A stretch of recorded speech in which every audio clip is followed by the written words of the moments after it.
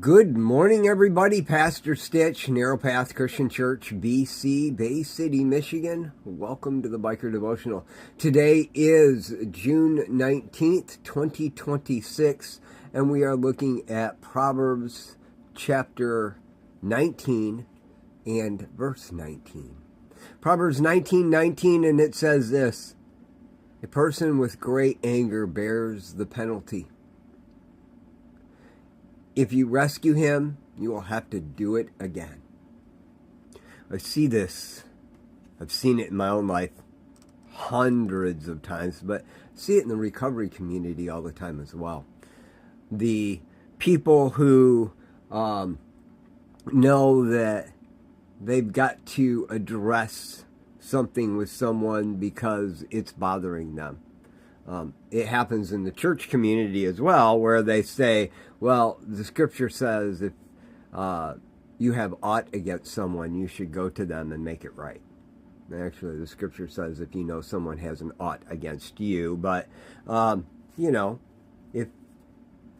if there's a problem, you should go make it right. And that's not bad advice.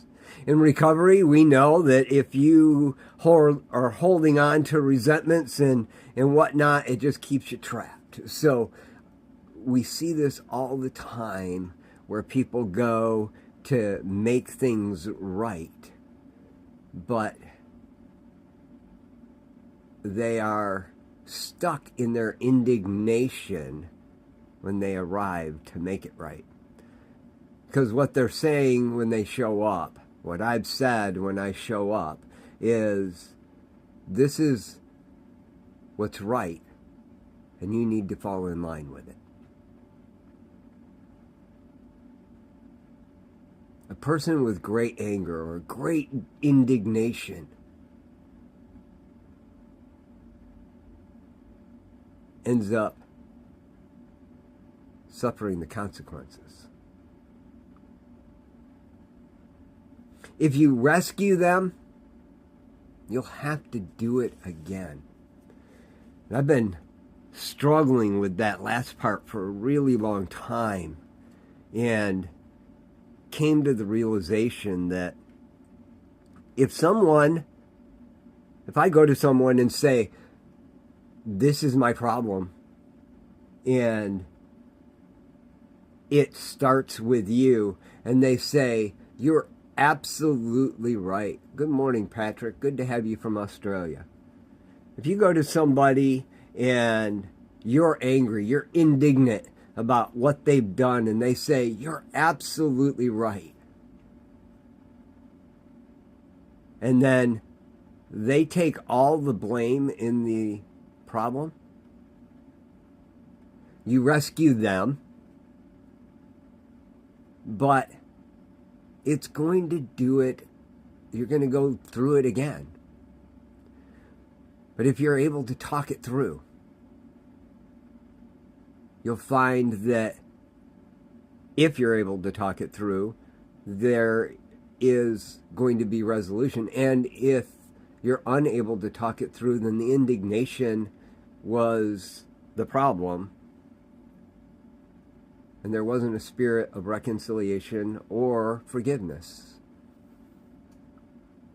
Recently, I was really bitter over a circumstance, and the bitterness has pretty much waned away. But I recognized in the minute of my bitterness that I could hold on to that indignation,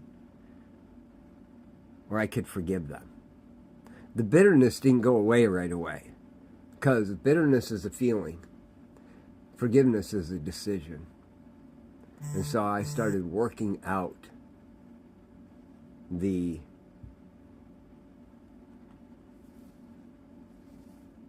forgiveness in my heart. And as I did that, the bitterness waned. I'm grateful for that.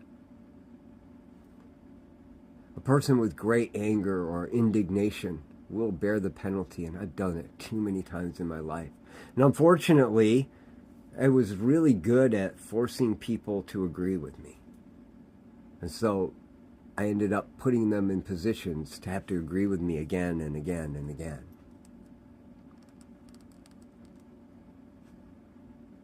Today, I want to be able to approach those situations differently.